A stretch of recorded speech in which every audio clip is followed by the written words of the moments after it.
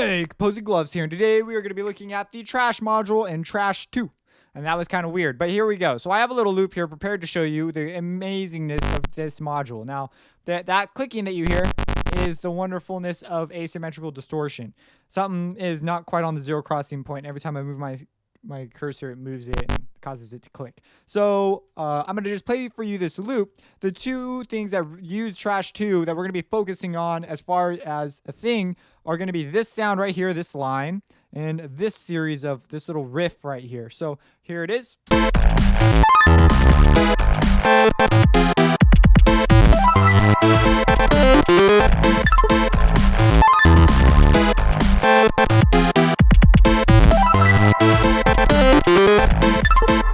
So it is a pretty groovy lead, and we are going to be focusing more on the basics of how this works. This guy right here, I'm not quite done with. I don't like the final texture I've got so far, but it's a work in progress. So this whole thing's a work in progress. I quite like this kick fill, very unique.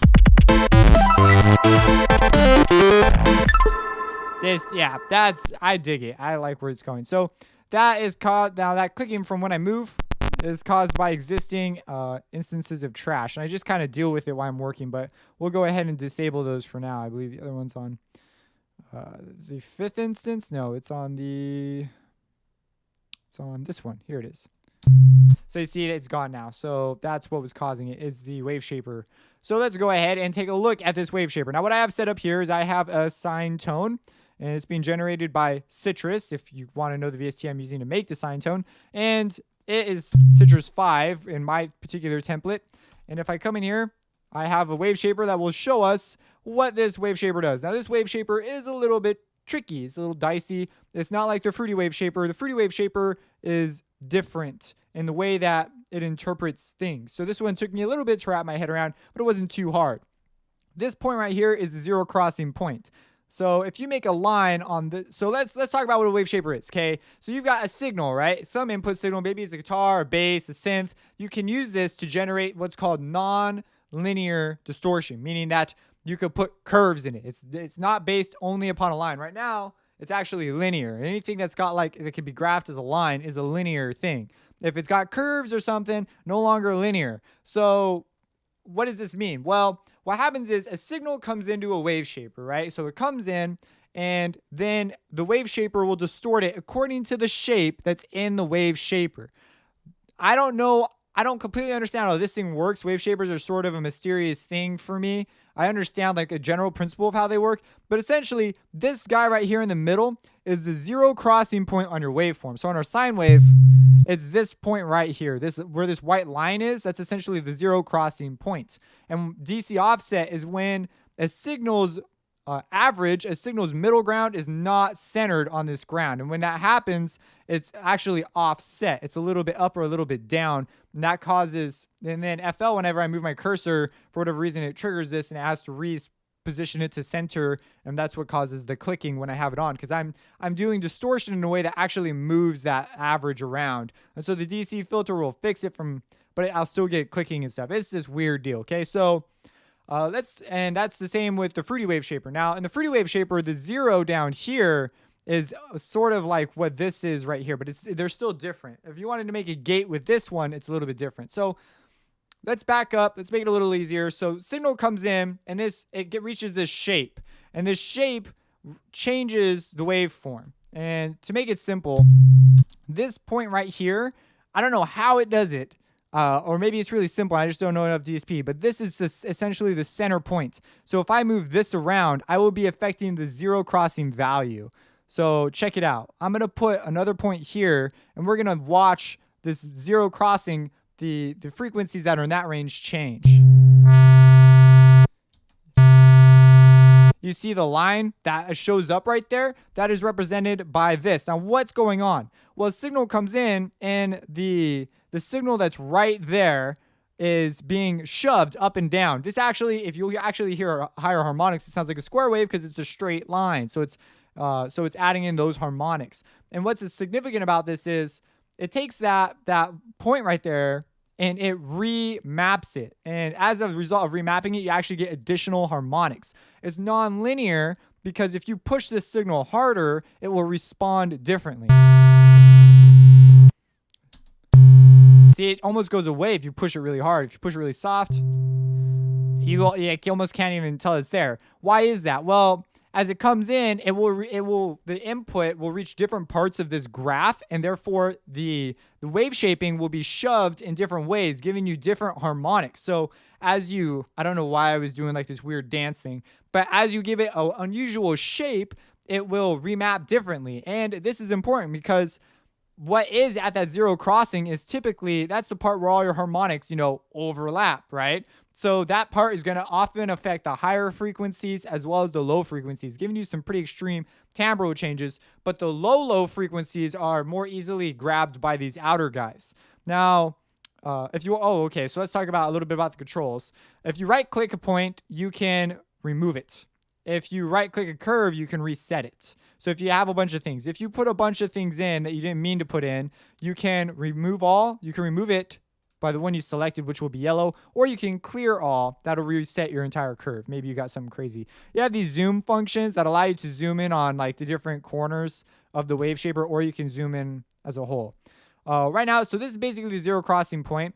And to show you that it's a zero, theoretically, when we make a line that's equal to the x-axis, it will be silent, right? Because that's the zero crossing point. So if we put our point down here, it's a little hard because you can't snap on this one, but theoretically, this would be pretty darn soft.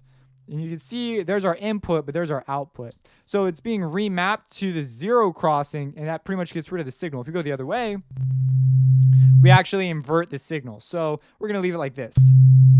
Now, when you make a move, it represents it on the other side, right? In order to change this side of the waveform, so this is essentially the positive side, the compression waves that go up, and then this side is the negative sides, the ones that go down. And to get at those, you can hit bipolar. Now we can individually affect the positive or negative sides of the waveform. So check it out. See, we just manipulated only the negative side. We can manipulate the positive side.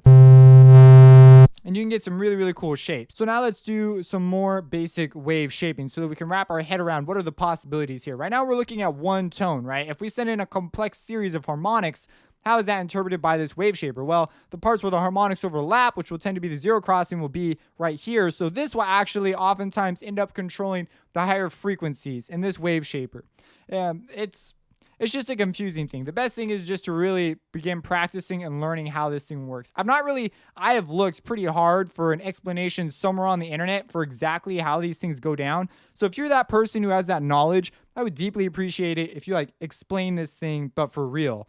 Like in a way that anybody could understand, not in like the mathy way, because I don't understand the math yet.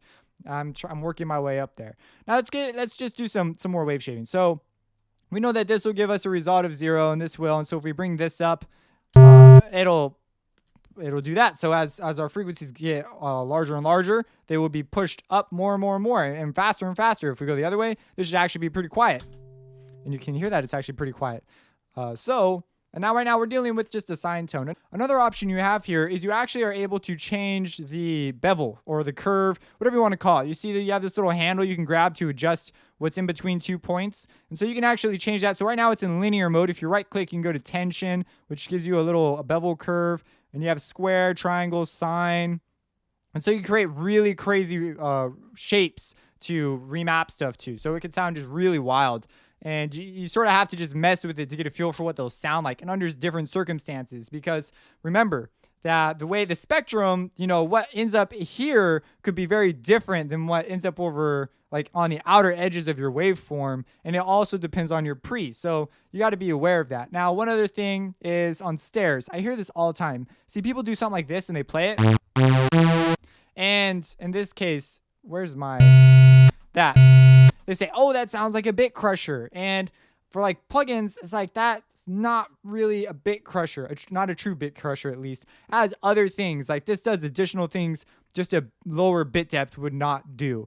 If you take it into anything that has a true bit converter, it's just going to add noise. That's all that bit depth controls is noise. It doesn't. People start drawing conclusions like, oh, bit depth snaps to levels just because of digital audio, and they've learned that they think that That's how it goes. Very, very common misconception. Like, it's even taught in schools because it's a really simple way of thinking about it. But encoders these days, they just don't work like that. If you look up delta sigma modulators, or if you look up, what is it, DFD? I forgot it. It's a 1-bit format that can accurately capture a dynamic range, but the sample rate is insanely high. Like, there's additional tools out there that it's just simply not true. So that's just something that always bugs me. Is, oh, it sounds like a bit depth. And then someone always comments about like why they display their knowledge of digital audio, which is wrong now. So there's other things that are happening here, but it gets a little dense. So if you're really curious about it, you can go read a book on digital audio. But anyways, so let's go ahead and show you what I'm doing in the other one. Now, you will generate a crazy shape, right, with this thing. Oh, let's talk about the zero crossing point. That's a really important thing in a couple other of these buttons. So I'm going to clear all and reset it. Now, this zero crossing point, if we move it, it's really easy to see. This will theoretically be a square wave. Well, not theoretically, it will be. Why? Because when it reaches here, this is a zero crossing. We're shoving it all the way up. So that means there's going to be a line where the zero crossing point was. This may be loud, so I'm going to turn down my output gain. And it was a good idea. And you can see that's what's happening. If we go the other way, we're just simply inverting the square wave. That's it. If we go down the middle, we just inverted the sine wave. And so it's amplitude remapping. It's literally all that it is. Now you have here, we have our tension, which is just another way of getting to it rather than right clicking, depending on where you've selected. So you double click to add a point, and the yellow thing is the thing you have selected. So we're going to remove that and clear all. We have already talked about bipolar that allows you to control the negative and positive side. And you have this logarithmic mode. So there's linear mode and logarithmic mode. Logarithmic mode applies the same distortion, only logarithmically. I don't totally get how this works, but it's a thing, and I mess with it all the time. It's worth learning how it sounds versus linear. So it's taken into account because you got to keep in mind that the spectrum, our hearing range, is also logarithmic. So this tends to make a little more sense intuitively as I mess with it. So it's kind of a cool deal. Next, then of course we have our DC filter. So occasionally you're going to have a signal that does something like this, and it's on bipolar. And so you mess with one side, and maybe you move this into a spot so that C is no longer crossing the middle value. As a result, your signal is going to be slightly off. Let's do something like this. So you see, it's definitely not focused around the middle. This can be bad for a number of reasons. It can be really cool timbres, but you may also face issues with it. It can mess up your speakers if you play it like loud, because you can do interesting things to one speaker. It can also eat your headroom. It does. It eats your headroom in unusual ways. So you generally want to do this. Not always, maybe it's the sound you're looking for. But you have this thing called DC filter, and what it does is it takes it, re-averages whatever samples those are, and repositions the middle of that around 0. So you see now it's around 0 before. But now we're also getting clicking, and that clicking is a result of the fact that this is off the 0. So whenever you hear clicking, you probably have a distortion somewhere. You see the distortion is not really there now that we're pretty darn close to 0. The further you get away from this thing, the more the clicking will become apparent. So just something to know when you're messing with DC. Now let's talk about some of the distortion things they have here. So they actually give you a whole bunch of additional, they give you what they call algorithms. They give you their algorithms. So you can come in here and see what they do. So you can get like amp distortions and stuff. And if you run through if you run a guitar through here, you'll actually it sounds really good as an amp and stuff. And because if you drive it harder, the distortion will sound different. It's very sort of intuitive to use as a distortion unit like that. So for example, amp drainer. And they also have some more experimental ones, heavy. They've got fuzz, they've got saturation. And so these are the curves. Now, there's something you need to know about this. So these are actually your base curves. So right now we've been drawing in our curve. This is the one labeled your curve. But if we have our base curve, check this out. It's actually this red guy right here. And that's actually what these guys are. And when you combine your curve with it, you can like move it around. But that didn't change the base curve. So what's happening? Well, it's being mixed with the base curve, and you're getting the result, which is this purple guy. So you can see that it has been manipulated according to it. So you want to look at the result. The purple one's the one you want to look at. The red one is the algorithm. Okay, so that makes sense. You have a couple things. You have this pre that changes how hard it hits your Waveshaper, and that will change, obviously, the way it sounds based on everything we just said. You have your drive, which it generally pushes things closer to the middle. Like if you do that, that's just what happens. And so it's called drive. Some of them, I'm not sure. See, this one does it a little bit different. I'm not sure if there's actually just a curve there, and that's why it does that. But some of these, I'm not sure if they did any special coding to make particular. I'm sure they probably did to make particular saturation curves they already have a little special and react in a way that's more accurate towards whatever it is. Like if they're going for an amp, I don't know, maybe not. And then the last thing is we have the style knob. And so some of these will have style, and they change the Waveshaper in a special way. So it's sort of like a little extra goodie that you have here. You also have your gain in your mix, so you can do a different mix. So this is all just wave shaping. After it goes through your Waveshaper, you can go to a filter, turn that on, and you can mess. It's just a filter. You can move it around. And so you can tame it, get it the way you want. And then if you really want to, you can send it through another stage of distortion and do the exact same thing all over again with another shape and another filter. So that's that. Now, let's get through. There's even more. Let's go open up the multiband mode, okay? So this is now in multiband mode. And you can set the frequencies, the bands here. So you say, oh, here's a band, here's a band. So you can have up to 4 bands. Like if you wanted to, you could have up to 4 bands. We could come in here and go into, if you go to, you can see also we have a number of options here. We can insert a 4th band if you so desire. And you do that by right-clicking, going insert band. We're going to actually remove the band. So we're going to remove that band and it goes away. These bands are just like a multi-band compressor. They're just different parts of your spectrum. So this is the mid-range of your spectrum. And what you need to understand is this band breaks up the input signal. So for example, check it out. You can actually solo different bands. So you see I'm soloing the low end. And it's giving us, if we select that, it actually has its own own 2 Waveshapers and its own 2 the filters that go along with those Waveshapers. It's its own separate deal. But if we go over here to our middle band, you see no distortion is happening. So let's solo that one. And you do that by hitting this little S up here. So we hit S, and it's soloing this band.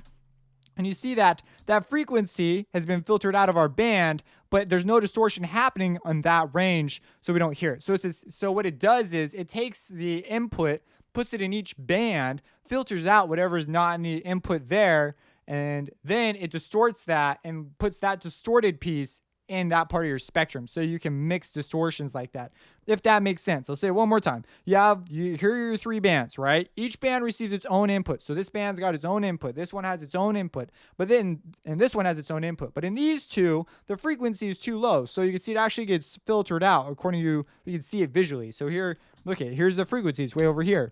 And so what happens is when we add a distortion to that, parts of that distortion will reach into the band that we are not filtering out, right? That's what you're going to hear. So if that made sense, watch it again if you're still a little confused. But let's talk about this. So you have that coming in. So you can actually, put on your own thing. So now our mid band has something different, and here's what our low band sounds like. And it's only the low band. All this other stuff is being filtered out if we get rid of that. So that's just the low end, right? Now we can combine it with our high end. And of course, now we're hearing everything. And you can tell if something's soloed because it'll be blue or blinking. And so you see it's blinking. And so if you solo everything, you're basically hearing it all. So it actually doesn't let you do that. I never tried that before. Another thing you can do is you can bypass bands by hitting this little B and they turn bright red. So now you've essentially used this as a filter instead. So kind of cool. I've not tried automating these. Oh, if you right click it, it bypasses everything else. That's really cool. You can see I'm constantly bypassing and soloing things here. Sarcasm. So if we right click, you also have a couple options. So we know that each one of these has their own setting. You can actually copy a setting and paste it onto another band. So we see copy and then paste. You also have paste to all bands. If you like one setting so much, you might as well just have one band though. Maybe you're doing something specific. I don't know. You have copied this to a single band. These are pretty, they explain themselves. Again, you have the insert band. If you want the 4th band, you can insert it. I believe there's also something in the options under modules. See bands under, well, that's for dynamics. So, oh no, we have one for trash too. And you also have oversampling. Something that goes on here whenever you do wave shaping is you'll hit the ceiling and you'll introduce harmonics that are well without the Nyquist range, and so you'll get aliasing. So what you can do is you can oversample to avoid that aliasing. and your distortion will sound really different. So you generally want to work with that on. It does take up more CPU though. I'm not sure how far they oversample. It might be written down somewhere, but I don't know. You can remove a band. So like bang, just got rid of a band. If we say we want it back, oh, we're going to insert a band. Bang, our band's back. Adjust the size of the band, get our frequencies. Solo it to hear, make sure we've got the frequencies we want. You know, you can do all that kind of a thing. And then crossover options. And so you can set that up as well. Where is that? There's crossover options apparently though. They probably, I've not messed with these. Threshold, gain reduction. Is it just bands? It opened us up to this menu. I don't know. And when I hear crossover options, I expect there to be some sort of like 6-pole filter crossing or 12-pole filter crossing or whatever it is. I expect it to be something like that. But I don't know. So if you open this up, it takes you here though, but I don't see it. So if someone else knows what this is, go ahead and drop a comment. We have spectrum options, which of course we've already looked at in our video on the spectrum. And then of course we have learn. And this learn function is an interesting deal. If you play a signal, the bands will actually adjust. And if we move it, let's move this band over. You have to also hit stop learning, but if you check it out. So we'll play it, play our signal. The bands actually move around. I don't ever really use this feature, so I'm not totally familiar with like the specifics of what it does, but it's there. Maybe you want to see what it does, go ahead. I don't think it's that hard to just move things around and set something that you like. But anyways, that is the Waveshaper. Now let's go ahead and take a look. Now that we've gone through all this craziness, I believe that is everything. Now that we've gone through all this, let's go ahead and take a look at the sounds in this one over here. So you can take all that, but the big thing is just understanding what those shapes do and some of the cool things you have available to yourself. So our first sound is this guy. And I've turned off the, whoops. That is the sound we have to work with. I'm going to move that off on the distance. So that's the sound. If we go to bass, big bass, is this one, bass 1. Turn it back on. That's what trash is doing. You may or may not be a fan of that sound. I personally have some work to do with it. But what I ended up doing was I turned it on. I used both stages of distortion, but I didn't use the filtering. And you see I'm clipping pretty heavy, even though my meters are way down. So I just I'm dealing with it. I don't care right now. And this is more, sometimes you can actually rely on clipping to give you a particular sound. So it's going through this crazy thing. This is from the distorted preset weather, and this is the bass. Get rid of the result. That's the bass, and this is my curve, which is this crazy shape. And I got this. This is just the result of messing around a whole lot. And that's what gave me that sound. Now I'm also going through a filter. And in this particular filter, as we talked about before, there is modulation happening. There's a lot more. So what I have on the modulation tab, if we click on 6, let's see which one has one. So 3 has one because there's 2 3s and 2 is the big one. But you see there's a movement going from here to here. And something I didn't talk about in the filter one is I can actually set a filter shape here and a filter shape here, and it will morph to that new filter shape. So if you want your filter cue to get more narrow as it approaches the new shape, you can. You just make it like more narrow like so. And so as it goes from here to here, or whichever one's the original, the big one is the original, I believe. And so as it goes from there to here, it will get more narrow if I set it to be more narrow. On 2, it's a bandpass. So you see it's actually an LFO. So we see it moving. It's moving at a rate of 4, and it's a sawtooth, and it's been synced to my host DAW. So it moves in tempo with my song. And it goes from there, and it ends up over here.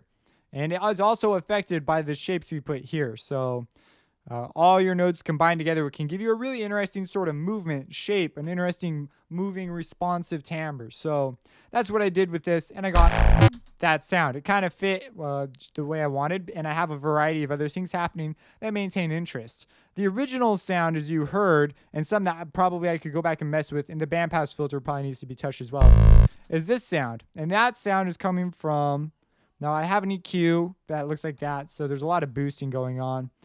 Creatively. So these are not mixing moves. But you see I have cuts here. This EQ is extraordinarily important because it's early in the chain. So check it out as I change the curve here.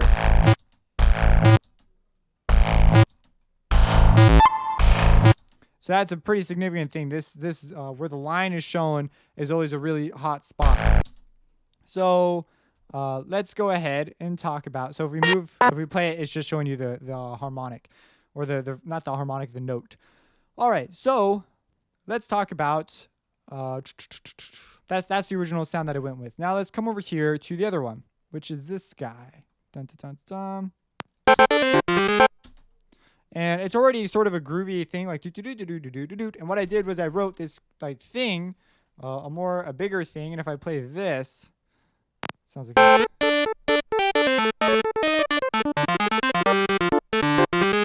It sounds like the sounds sound like junk. When I wrote it originally, it sounded really cool, but then I started distorting it and messing with it and then moving it into this. And so now it sounds really different, but that's without trash on. Where is it? It's this guy. And if I were to, no, it's this guy. If I turn it on, I have two instances because I was messing with two, and you notice that this one has some issues with the zero crossing. As a result, it sounds a little funny. Well, not sounds a little funny, it clicks. And I do have different distortions happening here. And one, you can see on the result that I have this thing happening right there at the zero crossing, but it's also responsible for a great deal of the timbre that I'm getting. So I deal with it. It's also in log mode. I liked it more in log mode.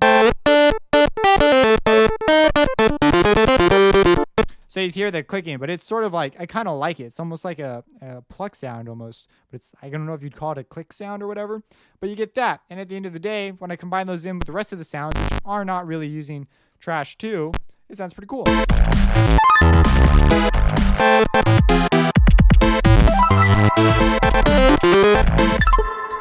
And so in the context, I think it sounds awesome. The only one I want to sort of touch more is this, but I'm like satisfied with it, not satisfied with it at the same time. What might end up being my answer is the layer. I might just layer it with a couple of things and give it a little more definition in different areas so it sounds a little cooler. If you have any questions about this, let me know. I know this is sort of a lot to take in, but that's wave shaping, and you can use it to just change the way a sound sounds, or you can use it to really mangle up a sound. Subscribe, support me on Patreon, and have a blessed day. Watch out!